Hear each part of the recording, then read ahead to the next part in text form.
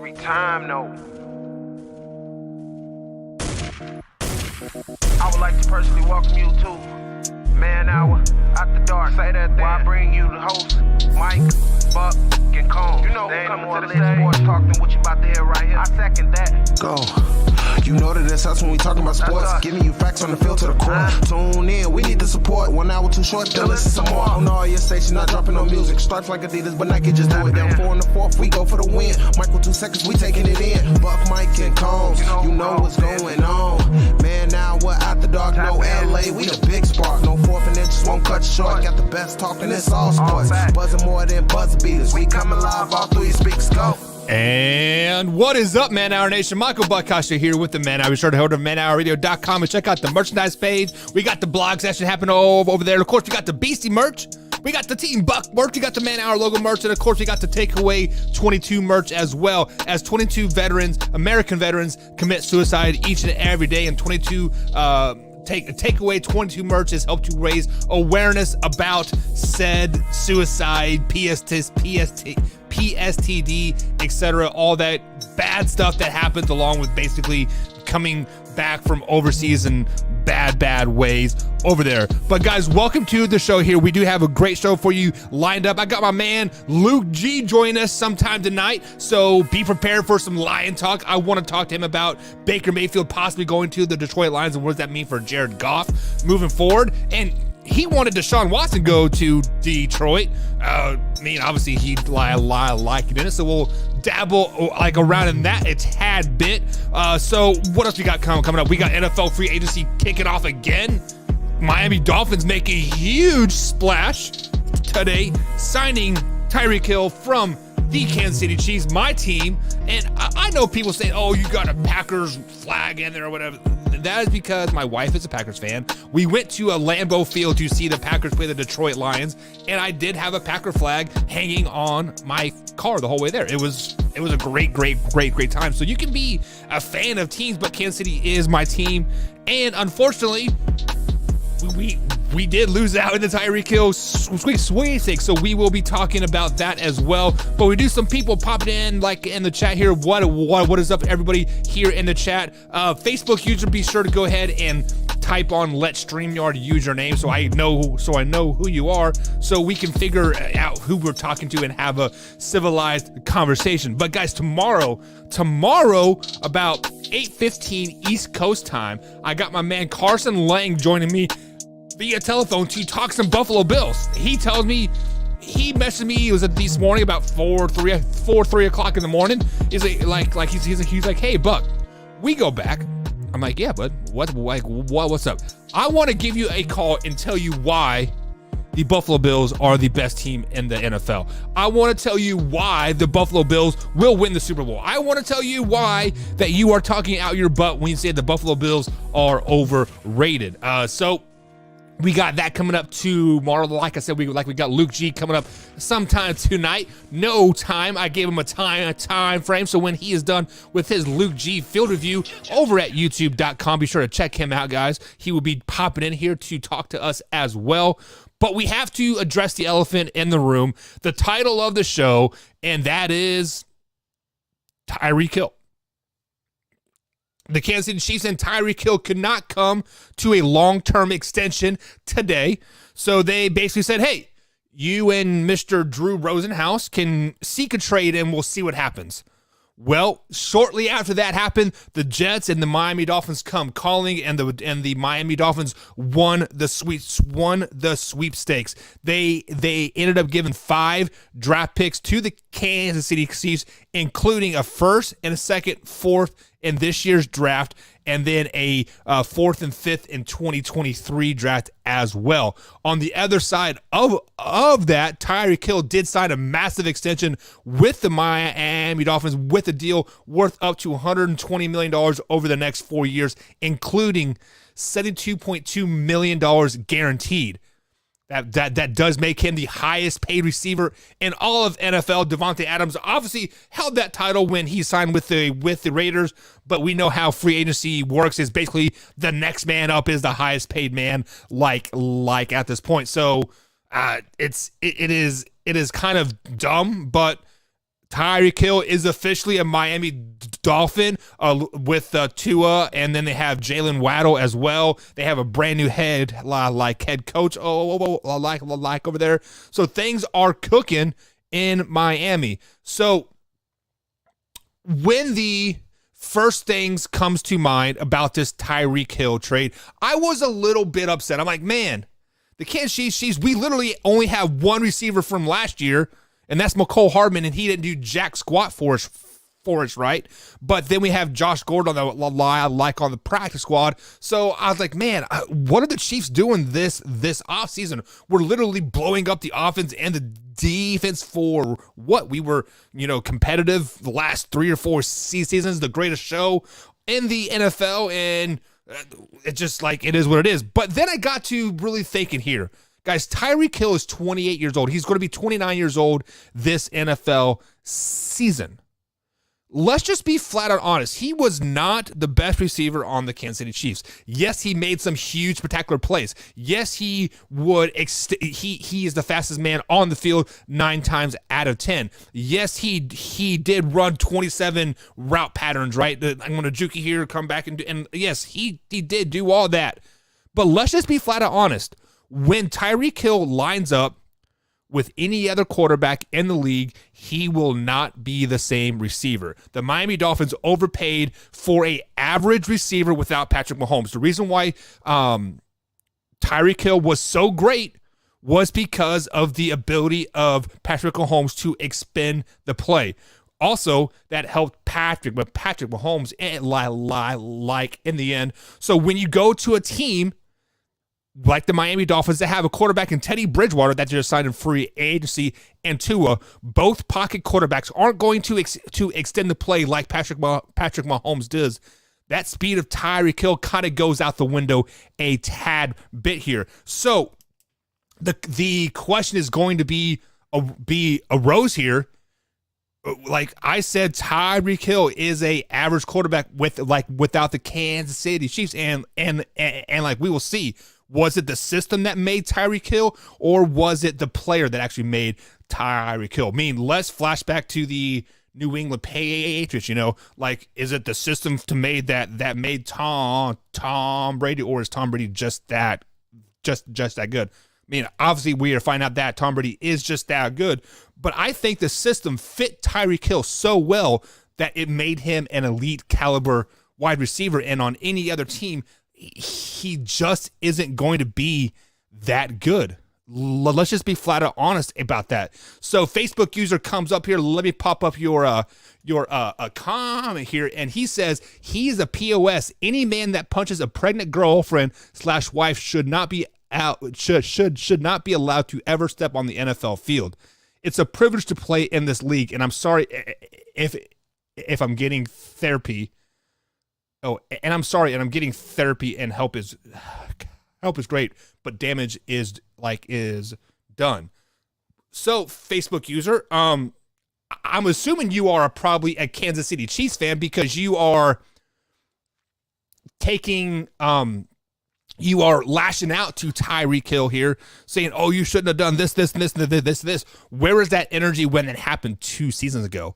Where is that energy when Ray Rice did it to his, was it fiance or wife, like at the time? Where is that energy when Kareem Hunt, punched that girl out, that spit in his face? Now, I do not let's not get this twisted in any way, shape, or form. I do not condone hitting a female, especially a pregnant one, like at that, but to say he is a POS and he doesn't deserve this and this, we don't know the whole story. Everything got swept under the rug very, very quickly there in Kansas City. As soon as the charges came up and the NFL started poking their nose around, there was a settlement and everything was dropped. And I believe the police actually come out and said, "Oh, we misunderstood," or that there was a big controversy about that. Everything was really just swept under the rug very, very quickly about that. So I get your frustration, Facebook user, that Tyreek Hill is no longer a Kansas City Chiefs. But me as a Chiefs fan here, I think that we're better off without Tyreek Hill on the team. Yes, I know we got rid of Byron Pringle and the other guy went to the Raiders, right? And Tyreek Hill is obviously going in Miami now. But we are better off without a player like Tyreek Hill on the team because of what you just said there. Also, let's flash back to the AFC Championship game. Him and McCole Hardman were arguing on the sideline for whatever reason. It may have been the Buffalo Bill game, maybe. Like, I can't remember. But they were on the sideline. They were bickering about each other or bickering back and forth to each other.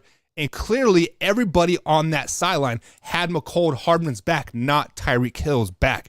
So when we see that on the sideline of a playoff game that you are excelling at, you ultimately won the game and you're winning like at that particular point, and you're bitching and moaning that you aren't getting the ball, or you aren't getting in space to do enough things.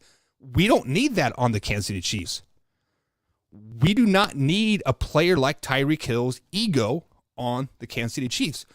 Honey Badger himself come out and said it best. Basically, check your ego at the door. And now Tyrann Mathieu is in the free agent pool as well. So, he's probably going to get a lot of money thrown at his way. So maybe this encrypted tweet from the Honey Badger, maybe he's coming back to Kansas City as well. Justin Reed with Tyrann Mathieu on the same defense, bada bing, bada boom. Things might be happening over there. Things might be good on the defensive side of the ball. But addition by subtraction is better for the Kansas City Chiefs in 2022. Because I pulled up some stats here. Since Patrick Mahomes has been a starter on the Kansas City Chiefs, he has played 5 games without Tyreek Hill. 5 games without Tyreek Hill, the whole entire game. In those 5 games, the Kansas City Chiefs are 5-0. They have a winning have a winning differential by 24 points or more. So 24 points average is what they beat those teams by in those 5 games. In those 5 games, those stats for Patrick Mahomes: 1,700 yards, 8 touchdowns, 1 interception. The key factor there, he is 5-0 without Tyreek Hill on the field. The Kansas City Chiefs are a better team without Tyreek Hill on the field. Yes, he does bring explosiveness. I get that. Yes, he does offer those little shuffle passes that he can break at any given time. But at the end of the day, he has a Barry Sanders syndrome in him. You are going to get a lot, or you're going to get very, very negative. There is no mediocre point in there. He's either going to break it for 80 yards or he's going to lose 20 yards trying to get 80 yards. At some point, you just got to lower your head down and get those 10 yards, right? So the Chiefs fans, I get it. I get it. We don't know what we're doing in the free agency. I am a Chiefs fan. I get it. When I first saw that, I was like, man, okay. I took a deep breath. I encircled it. I took it in. I'm like, well, maybe they can work something out in the year. We have a year on contract still. Actually, I think he has 2 years left on his contract still. So like we have the season and off season to work out a deal, work out an extension. Maybe he will come to reality like, hey, I like being on the Kansas City Chiefs. I like doing this, and this. But ultimately, the ego was not checked at the door. Money took over, and quite frankly, I don't blame him. When somebody throws $72 million at me, I'm going to have to say yes as well. Hell, if somebody throws, $30 million at me, like, see you guys. Like, I will punch your mama and do whatever, right? Like, give me that money. But let's look at the Kansas City Chiefs side of things here. So without Tyreek Hill on the Kansas City Chiefs, let's look at the receivers. We have Juju Smith-Schuster. We have McCole Hardman that we drafted in the first round, 3 years ago. Really hasn't been much because he has been behind Sammy Watkins, Tyreek Hill, Byron Pringle, which is now gone, and he is in Chicago. So it is time for McCole Hardman to step up. We still have Travis Kelce. We still have the best quarterback in the league in Patrick Mahomes. And Vantland Scantling is rumored to be signing with the Kansas City Chiefs this offseason as well. Matter of fact, I saw a Kansas City insider say that he was at the Kansas City facility today talking, and like that's why the Kansas City Chiefs were so like, you know what, we're going to wash our hands of Tyreek Hill and get rid of this. On the flip side of that, look what the Chiefs got, man. 5 draft picks, a 29th and a 30th overall pick this year, a second-round pick. I mean, there are some great receivers in this draft. Now, there are some teams above them that need receivers. The Patriots come to mind. The Jets come to mind. The Detroit Lions come to mind. There are 5 solid number 1 receivers in this draft that are just as fast and just as good as Tyreek Hill is. Now, will they fall to number 29 or number 30? Probably not. The Kansas City Chiefs might have to package their 2 first-round picks or a first-round pick and a second-round pick to maybe jump up to, let's say, 14, 15, 16 range. Steal a receiver. And, hey, we are good to go, like, at that particular point. You replace a aging receiver. Yes, he is a 6-time Pro Bowl. Yes, he is in the, quote, prime of his career, right? But let's just be flat out honest about it. Tyreek Hill was injured most of last season with a nagging ankle injury. Could never get right. When we needed him the most, he was on the sideline. So, oh, my ankle hurts. Right? So you go to the draft. You draft a receiver, Tyreek Hill like, just as fast, just as explosive, probably a better route runner for a fraction of the money. Get him for 4 years plus the 1. Kansas City Chiefs are just fine, guys. Chiefs fans, calm down. We are just fine. We are going to be okay. Pump the brakes a little bit because quite frankly, it doesn't really matter at the end of the day. If Tyreek Hill wanted to walk, he wanted to walk. That is just the way it is. I feel like in the hearts of heart, he never really truly wanted to be a Kansas City Chiefs. Call a spade. Never really wanted to be a Kansas City Chief, it seemed like. But let's look on the other side of this huge trade, right? I mean, like, obviously the Miami Dolphins got a big name receiver in their prime. They have Jalen Waddle going into his second career. Very, very fast, very, very explosive wide receiver. They signed the Saints left tackle to protect Tua, which had the shortest amount of time to throw the ball last season, was sacked the most. I do believe he was like 3rd or 4th to get the ball out the fastest. Well, that's because he was under the stress the whole time. But does Tyreek Hill really make the Miami Dolphins that much better? No, they don't. Let's look at their head coach. Let's start right there. Start at the top. This head coach was the offensive coordinator for the San Francisco 49ers. What did the San Francisco 49ers excel in on the offensive side of the ball? They excelled in running the ball, milking the clock, and throwing the ball when needed in touch situations. That is what made the 49ers so good, was being able to control the clock, ground and pound you, and throw in some finesse as needed. So let's say he takes that mindset to Miami. They have a couple running backs. They're starting to put the line together, and they, quote, have the most talented wide receiver core in all of the NFL right now. But what is the point of having the most talented wide receiver core if you're not going to use it? What is the point of having Jalen Waddle, Tyreek Hill, if you cannot use them effectively? Now, when we look at the 49ers, yes, they did use Deebo Samuel well. They put him in the backfield. They put him in wide receiver. They put him in motion, zigzag motion, all that crap. They get Deebo Samuel the ball a lot. Let's say Coach McDaniels puts Tyreek Hill in that position. Makes him the running back, receiver, tight end, slot, whatever, right? Deebo Samuel is about 4 times the size of Tyreek Hill. He is a thick son of a gun. He can take that pounding, take that beating, take getting the ball, 30 plus times in a game. Tyreek Hill can't catch the ball 9 times in a game without getting hurt. How is that going to be effective in Miami? I don't think it is.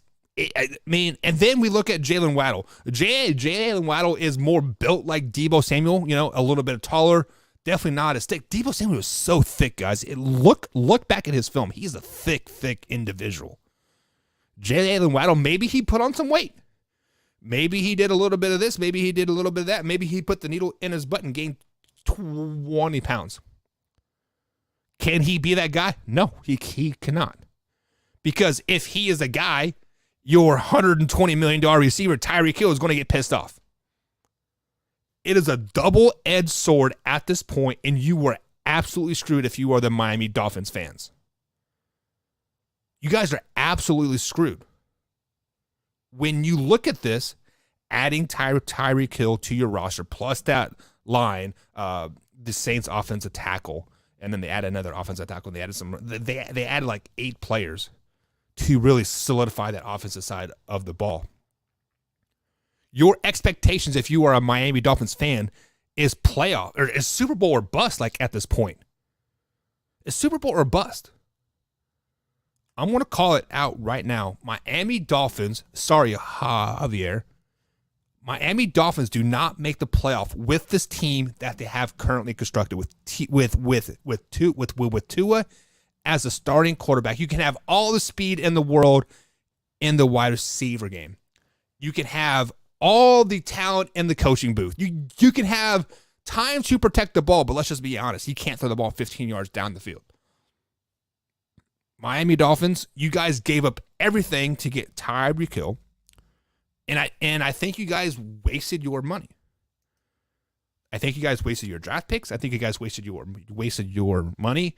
And Miami Dolphins fans, you guys just become Kansas City Chiefs fans like at this point because you guys love the Kansas City Chiefs sloppy seconds. Cedric Wilson, Tyreek Hill, list goes on and on and on. Sloppy seconds. So, free agency is well underway, guys. Week 2 is... Can we go a day without a blockbuster trade like at this particular time, right? But you can anyways. Let's talk about some broadcast crews.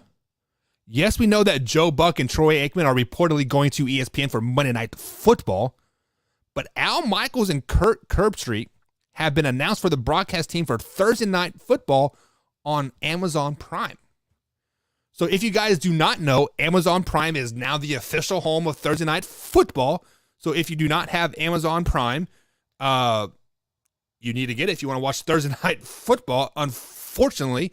So if you like to play the stocks, probably about July, August time frame, get Amazon stock. And because, people will be buying that Amazon stock through the NFL season and then sell it about December. But Al Michaels and Kurt Herbstreit will be the analyst for Amazon Prime NFL Thursday Night Football. I'm not very happy about that. Kurt Herbstreit is just not a very good color analyst. Just for whatever reason, he has a Joe Buck syndrome. Like he thinks he's better than he actually is, and he just sucks. Al Michaels has obviously been the voice of football forever, right? Was it Al Michaels and John Madden forever? And Al Michaels has yet to really find that second partner there. Maybe Kurt Herbstreit could be it. But if you guys are interested in that, that's what's happening on the thing aside. My man Alpha Rob pops into the chat here. Alpha Rob, I know you're jumping here a little late, but tomorrow my man Carson's going to be on the phone to talk how good the Buffalo Bills will be tomorrow. 8:15 right now at this time. I'll be talking to Carson on the phone, and he's going to be telling me how good the Buffalo Bills are going to be next season. But Alpha Rob says Hill will disappear like Moss did with the Raiders.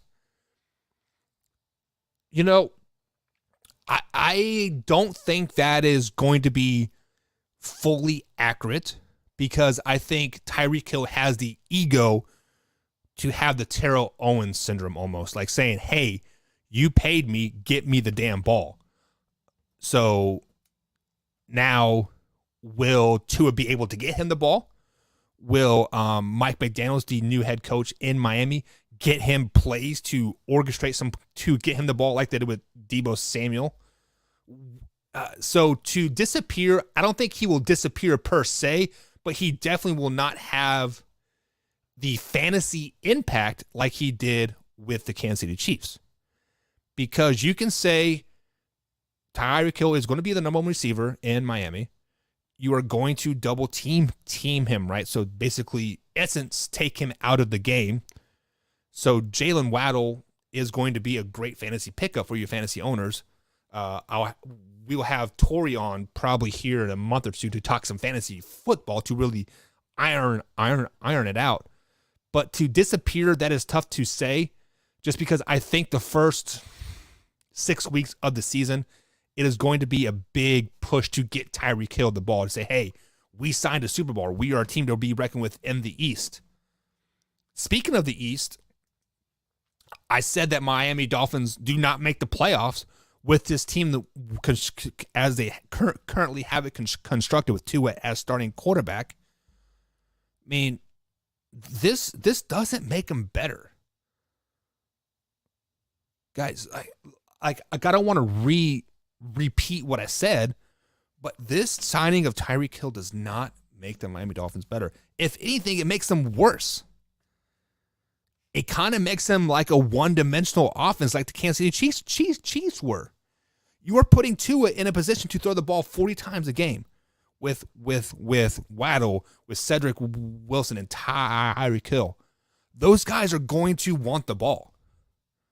You don't have a big name running back like you have a two-headed beast back there that could maybe carry the load.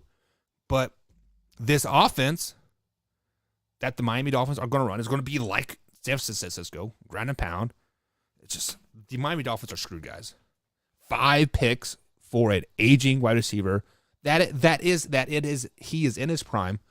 Probably only has 1 to 2 years left, though. I'd be very interested to see what Tyreek Hill does next season. Not 2022. 2022, I think he will be fine. But 2023, 2024, and 2025, we'll see what really happens. Speaking of the AFC East, the Patriots re-signed Malcolm Butler to a 2-year, $19 million deal. Butler did play with the New England Patriots from 2014 to 2017, I do believe. He had 4 years and they won the Super Bowl. And he is back with a 2-year contract, like I said. So let's flash back to that Super Bowl when Malcolm Butler was benched by Bill Belichick. And we never knew why he was benched. The Patriots ultimately lost that Super Bowl to the Eagles, and Butler was gone the next season, which he signed a big money deal with Tennessee. So he was released in 2020, did not play last season. So can this be mended? Because I feel like if I am at the top of my game, I am the best cornerback on your team, and you bench me during the Super Bowl and we lose the Super Bowl, why would I want to go back there? That's kind of a head scratcher. So I digress from that. Butler did play for the Arizona Cardinals last season. Speaking of Arizona Cardinals, that kind of seems like a blow up happening too, right? I mean, wow, I don't know. Bobby Wagner visited LA today to potentially make a deal. Obviously, the Rams are looking to replace, Von Miller and some other key pieces that have retired / left in free agency. And they did make a splash by signing, what's his face? And Robinson II from the Chicago Bears. So maybe Bobby Wagner to LA makes sense. Maybe that puts him back in the Super Bowl. Probably not. But he is a 6-time Pro Bowl, 31 years old. Many people says he has plenty left in the tank, but I don't know. I mean, last year he did have a high of 170 tackles. That's kind of impressive, right? I guess I didn't realize that. But when you join him with Aaron Donald and Leonard in there and Jalen Ramsey, obviously the Rams need some help. So we'll see what happens. We'll see if Bobby Wagner's to the Rams make it happen. I don't know. We don't know, guys, but we are up against the first break here. Hopefully my man Luke G joins us here shortly on the other side of the break. But, guys, we'll be right back here on the Man Hour. If I could find the break. There it is.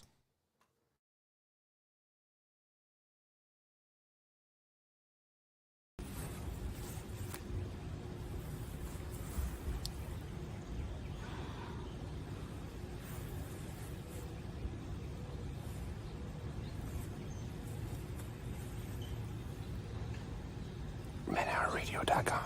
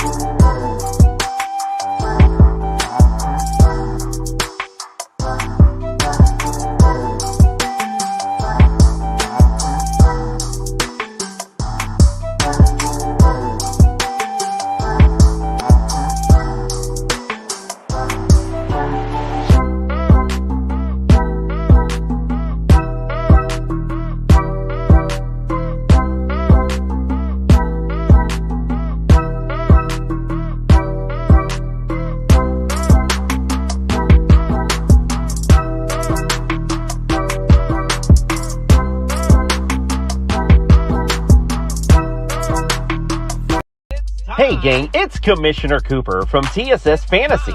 We are the fantasy show of the people. That means we give the people what they want. Expert fantasy advice, leading medical and legal analysis, free contests, and innovative games to keep you entertained. Watch us live with the Tiki Live app on the Belly Up Sports channel, subscribe to us on YouTube, or follow us on all social media platforms. Visit TSSFantasy.com today for all the latest updates from the fantasy show of the people. We put the fun in fantasy. Yeah! Said the mayo. Over sour cream, yeah. Right. That's because you have high cholesterol. Okay. If you drafted Julio Jones, you got ghosted.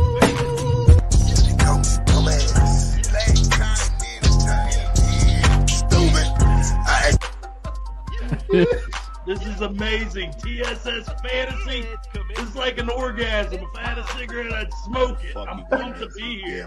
This is the show of shows. TSS Fantasy, the fantasy show of the people.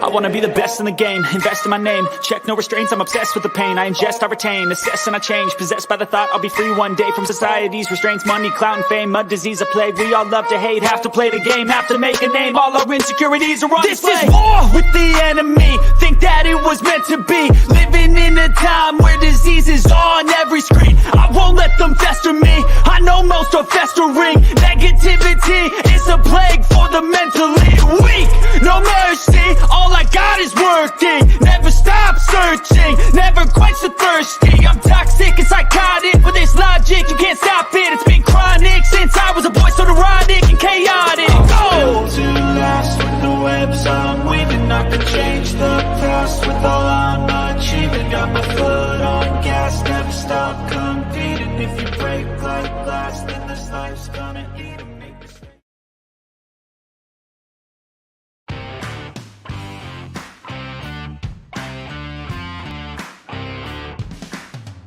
And welcome back to the Man Hour, you guys. Michael Buckasher here with the Man Hour. Be sure to go to manhourradio.com and check out the merchandise page.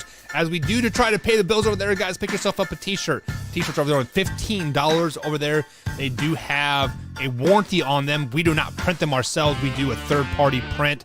So guys, be sure to head over to manhourradio.com and just pick up some merch. Some logo merch, some BC merch, some Buck merch, Takeaway 22 merch. Anything you guys could possibly want, it is over there. So guys, help us out. Merch page over there. Guys, NFL or Major League Baseball season is starting to ramp up. Some spring training is happening. I got to watch the A's versus the Cubs this afternoon, and there's been some rule changes that are affecting some teams out there, aka the Ohtani rule. So if you guys don't know who Ohtani is, he is a pitcher / designated hitter. I believe he was second or third in the home runs last season, plus a top pitcher for the Angels. But as you guys know now, the Major League Baseball is doing a universal designated hitter. So with that being said, a pitcher does not have to hit anymore in Major League. However, the rule now has like a .7654321 thing on it, right? That we're calling it the Ohtani rule. Basically, when a pitcher comes out of the game, he can then become a designated hitter, aka the Ohtani rule. Because obviously the Angels are going to let Ohtani hit in the game. So after he pitches his 5 or 6 innings and he comes out, he can still hit as a designated hitter spot, and then boom, the pitcher gets reinserted in there. So that is good things for Major League Baseball, but we do have to welcome the man, the myth, the legend, Mr. Luke G from Luke G's Field Review. What's up, Luke? What's going on, big guy? Man, what's going on? Listen, I'm fashionably late. I can't hear you. Oh, no, you can't hear me? I'm talking. I see the little theme moving. What's going on? Let me see.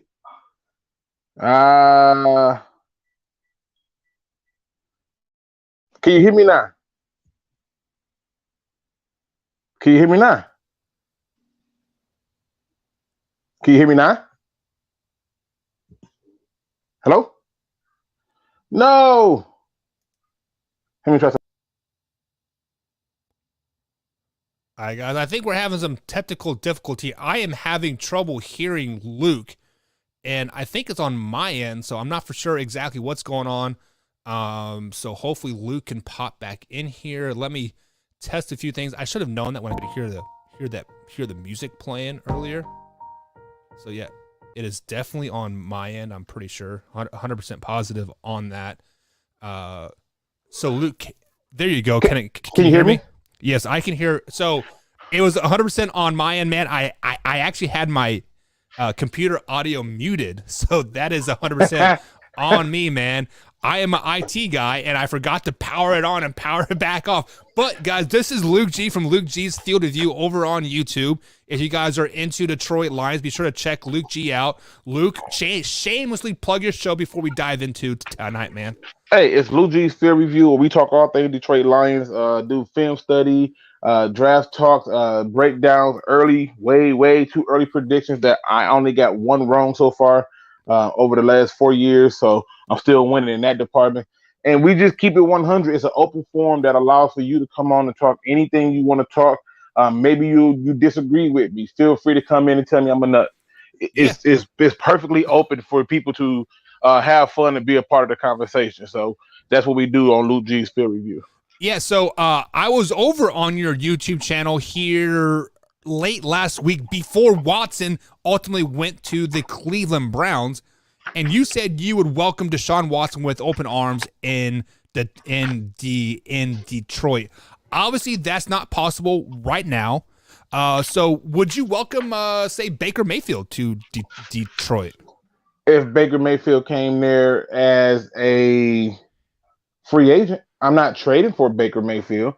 But if he came there and said, "Hey, I'm gonna come there as a free agent," knowing that he's probably not going to be the starter, or he's probably gonna have to try to earn his spot to take the starting spot, then yeah. But in terms of me giving up any type of capital for him, not gonna happen. I keep hearing that they want a first round pick for him, and I find that absurd. Well, I don't find that absurd whatsoever because let's flash back to 2020. Baker Mayfield was the number 9th ranked quarterback in QBR. Like he definitely warrants a number 1 pick. And last year he played with a torn rotator cuff in labrum for 15 games. I mean, so clearly I mean, let's be speak honest. on it. Let's be honest. Even if you were to say give him his props with that, and you were to hold that accountable, where you're going to say, "Hey, he had this QBR, he did this, he did that." At the end of the day, this is more about what do you think he's going to bring to your team that will open them up to be able to do more. And for me, I don't see him doing anything that's going to give us more than Jared Goff. And if I really wanted to just get a quarterback where I have to trade a first round pick, why would I trade the first round pick when I'm sitting at 2nd overall? If I just got to have a quarterback, I take a quarterback. Right.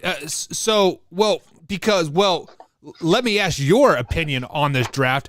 Is this the weakest quarterback class that you have ever seen?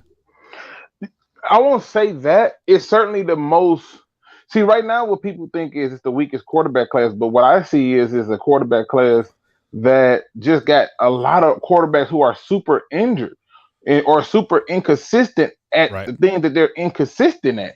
And to me, I think with the right coach, a lot of that stuff can be fixed. I mean, Josh Allen is a perfect example of that, where he's somebody who, for all practical purposes, he was inconsistent in college, and they put him in and let him play and got the right people around him, and he had success. But I don't like just saying, "Oh yeah, this is the weakest class because this, and this happened."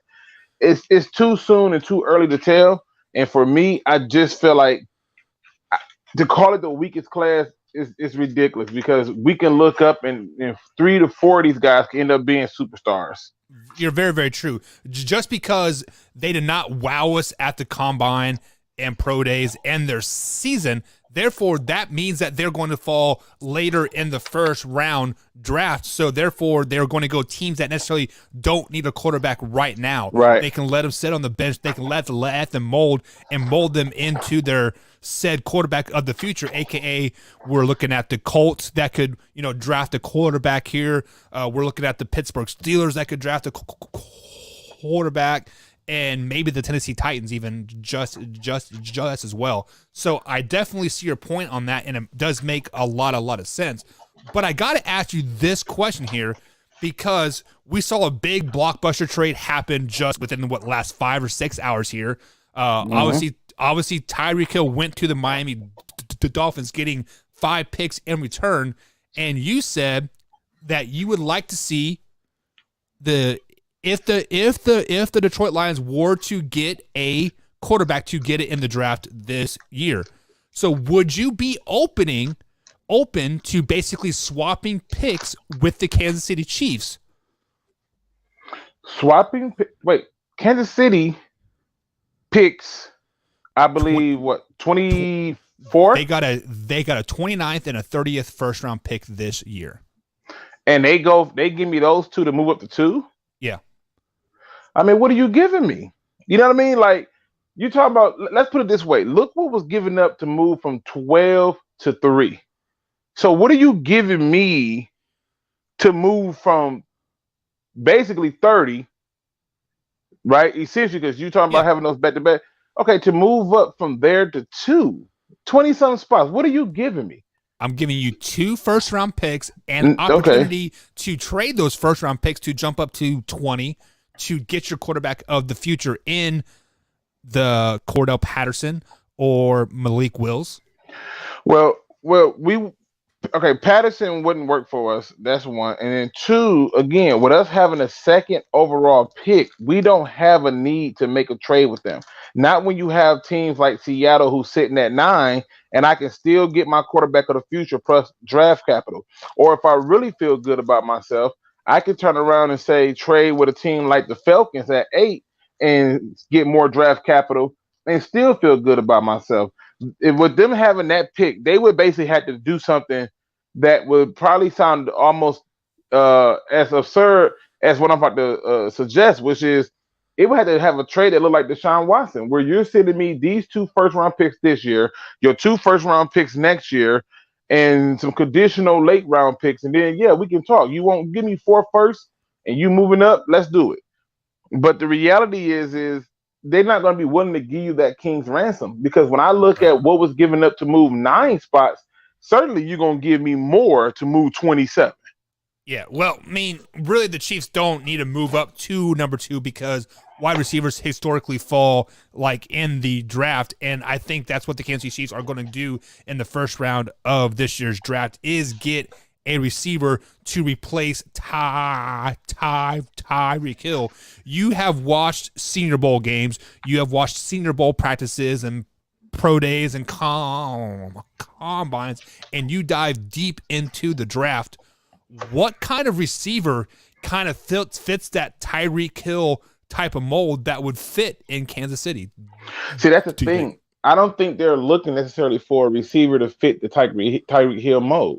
They're not. They're looking for somebody to give you the speed with consistent playmaking ability. And when you start to look at those kind of people, Treylon Burks comes into play. People like Christian Watson come into play.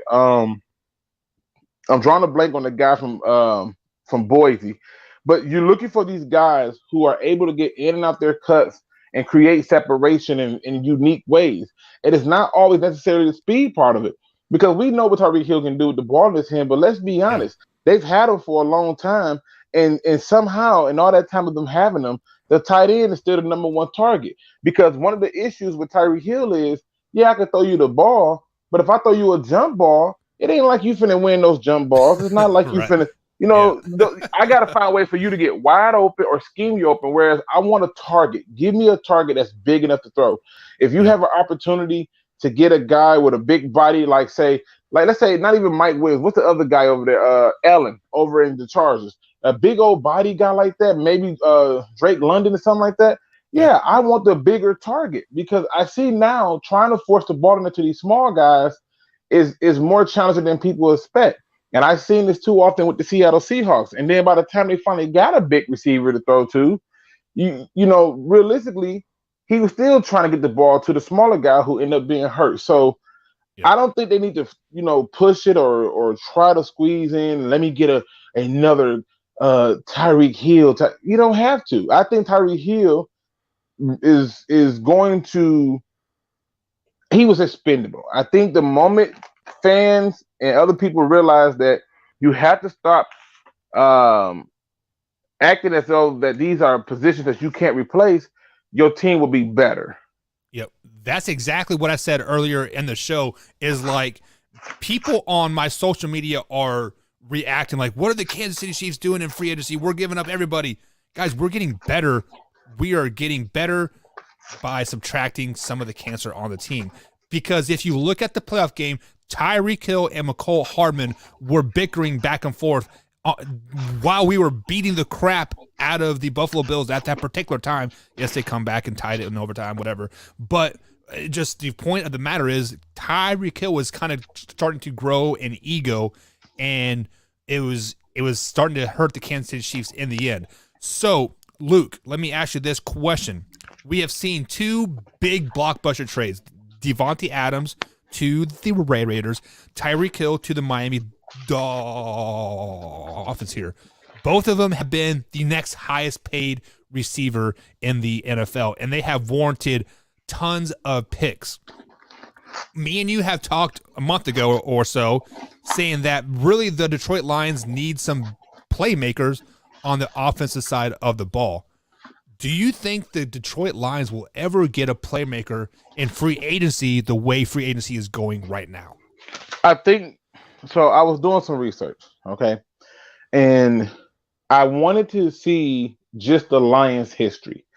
And so for me, where a lot of the Lions' success really kicks off for me is in 1991, where they go on a run with Eric Kramer and get to the NFC Championship game. And Eric Kramer as a quarterback was really freaking terrible. Like, it wasn't like he was great. That man basically matched touchdown for interception piece by piece. But we ran the ball and we played defense. But I started following the pattern from that year all the way up, and I just looked at the free agent moves that they made. All the seasons that they had success where they won, they did not spend a lot of money in free agency. Really? And all the seasons where they lost, we spent a ton of money in free agency. We spent a ton of money on Rick Wagner, on TJ Lane, on Trey Flowers. You look at all these times where we went out and got all these big name players. We got nothing in return. The Justin Coleman and things like that. And I started to say, is this just a Lion thing? And what do you know? I went through, I looked at the last few Super Bowl winners, and guess what I discovered? All those teams who were winning the Super Bowl and getting to Super Bowls were in the bottom in free agency spending. Wow. And all the ones who were not getting to there and picking high were amongst the top in free agent spending, i.e. the Jacksonville Jaguars and the Detroit Lions. And when you see this pattern happening over and over, I'm one of the people that says that there's enough for me to make a conclusion that free agent spending does not work. You have to be able to get people at a comparable price. We, as a fan base, always think you got to go out and get the big name immediately.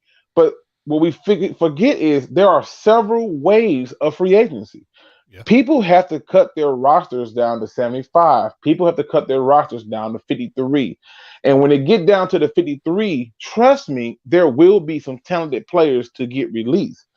If you're a smart team, you wait for the 53-man roster cut, and then you add them, then you cut a guy. And then somebody else get cut. Oh, I like him. Let me add him, then I cut a guy. This is what the Lions is doing. And so to try to go out and find this playmaker in free agency right now doesn't make sense. But I think they will find the playmaker that they need because, let's be honest, Josh Reynolds started having a little resurgence in his life once he got over here. Khalif Raymond started having resurgence. Chris Harris, remember Chris Harris, that guy that was taken in the first round, pick 22, that everybody thought was done, exploded.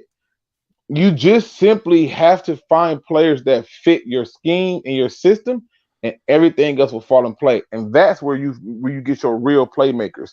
Because I'm still trying to figure out why is it that every time Jimmy Collins leaves New England, he don't perform the same. Some people work better in certain schemes than others. And I think when it comes to this as a fan base, we have to look at it like that. Can you get somebody that's going to be comparable to what we're doing? Right. So there is a receiver on the Kansas City Chiefs roster right here, practice squad roster, by the name of Josh Gordon. We all know Josh Gordon history with the Cleveland Browns and then with the Seahawks for 3 games. But he was on the Kansas City Chiefs roster last year. They cut him during the second playoff game.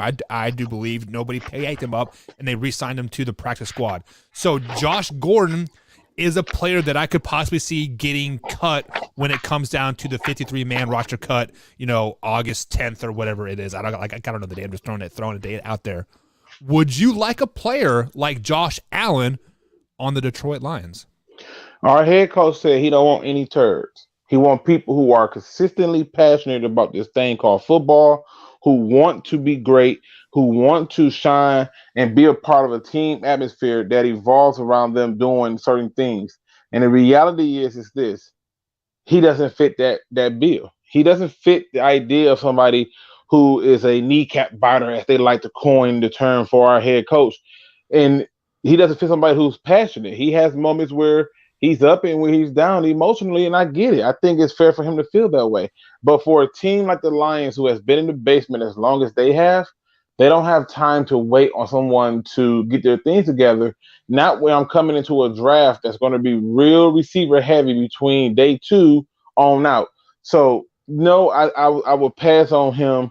Even if you got him for a dirt cheap, it would be on a tryout deal and he can prove it. Then, okay, sure. 1.75, something like that. Sure. But outside of that, I don't see them targeting him. I don't think he fits what they're doing. Okay, so guys, we are talking with Luke G from Luke G's Field Review. He does a Detroit Lions show over there on YouTube, so be sure to give him a follow. He is on five days a week, from anywhere from an hour to like 6 hours. He loves talking Detroit Lions, and he loves talking ball. Say what Luke? I'm sorry. No, I said I know. I agree. It seems like I'll say, okay, we're doing an hour and a half. Then it'd be 2.5 hours. I'd be like, what the hell? All right. You know. Yeah, so I got a couple more minutes before I gotta run to work and pack for vacation. Fun. So you said, and I'm using your words very, very loosely here, that basically teams that don't spend a lot in free agency are normally the teams that are in the Super Bowl type of hunt, right? So we seen a team like the New England Patriots last year spend crazy amount of money in free agency. They got tight ends, they got linebackers, they got offensive linemen. What they spent like $1 billion, like it seemed like. This year they aren't spending anything. So when we look at the AFC East, who is your favorite in the AFC East here? Just because we do see the Buffalo Bills spending a lot of money in free agency, we see the New England Patriots not spending a lot of money in the free agency. Are the Buffalo Bills overrated? I'm not saying the Buffalo Bills are overrated. I don't think that you can say that they're overrated, but I think we find out who these teams are when playoffs come, right? And so if you're asking me, do I think New England's going to win the division? No. But do I think New England can get in the playoff and disrupt everybody's life? Absolutely. Because the other teams got to balance a lot of different attitudes and things like that and how to get the ball to people and stuff like that. The Buffalo Bills problem is they believe that their best chance to win is on the legs and arms of that quarterback. And that's a fail. And when you look at teams who've done that, the Atlanta Falcons with Michael Vick, Lamar Jackson with the Ravens, when you're relying solely on that quarterback's legs and arms versus the quarterback having to just throw the ball, it's not going to go well for you. What I can tell you is this. Go back and just pay attention to a lot of these teams, and what you will start to notice is those teams who are not spending big often find themselves in a position that gives them a better chance at getting to those Super Bowls and winning and doing success in the playoffs versus those guys who are spending big. Jacksonville, again, is a perfect example of them. And even, I believe, that one year you had the Rams go crazy and spend all this money. And then they end up getting to a Super Bowl, but by the time they got to the Super Bowl, everybody was hurt, right? And then they couldn't really sign anybody else without taking huge hits. And then they end up taking huge hits, and they just started saying, forget it. We got to just wait a year or so, then we'll go back at it again hard. And then they came to that free agency, and they did it differently. The only big thing they did that year, realistically, was the Matthew Stafford trade. Everybody else was pretty much the same. And if you look at the other part of it is the reason why those teams are getting to the Super Bowl and having success is because those teams are usually built through the draft. Whereas most of those other teams who go into free agency trying to find people to bring what they did over there, and those coaches come in and often forget, hey, this is what they were doing over there that made him successful. That's why you're starting to see a change in the arms. And so to me, in the AFC East, I give New England a serious chance to reclaim its glory because I understand, one, they have the culture, and two, they certainly have made decisions that work in their favor. Now, this year, I think they've made a lot of modest signings, but it's way more different than what they did the previous year. They spent big the previous year. So just keep an eye on that. You'll see the pattern, and then you'll start to say, oh, this is crazy. Spending big in the free agency does not win you anything. Yeah, so Luke, just so you know, I clipped you right there, so I'm going to post that clip up tonight on the YouTube channel just to piss off the Buffalo fans even more, because I am Buffalo Bills fan like in the Crosshairs 101 because let me scroll back up in the chat here. Mr. Gofield says Bills aren't overrated and y'all are clowns. He is from that Buffalo Bill clip when I said they're overrated, and they're coming at me when Combs is the one that was talking highly on them. But well, whatever. Like it is what it is. And I never said they were overrated. I said that teams who spend the most money is where you have that issue. So just saying. Alpha Rob says the Patriots have zero chance of winning that division. And Drew says, howdy, boys. What's up, Drew? Thanks for tuning in. But guys, I am with my man, Luke G. Be sure to check him out. Luke, we are up against that hour. So before we go, let the people know where they can find your show, my man. Hey, come check me out on Luke G's Fear Review. We talk all things Detroit Lions sports. We do film studies and everything else in between. And if you just want to come over there to argue with me, feel free. I open the forum up for you to come in and do so. But make sure you come in prepared and that you come in with something of substance behind you, because I will challenge you on your view if you say something crazy. And that's how you locate me. Because Carson Wentz, Andy Dalton, and Baker Mayfield are all top 10 quarterbacks in the NFL. The hell are you talking about? All right, guys, we'll see you tomorrow. Remember, tomorrow at 8:15, I got my man Carson Lang on the telephone to talk some Buffalo Bills and he's going to tell me why they're that damn good. Have a good night, guys. Thanks, Luke. We'll see you tomorrow, man. Shout out sometime, whenever.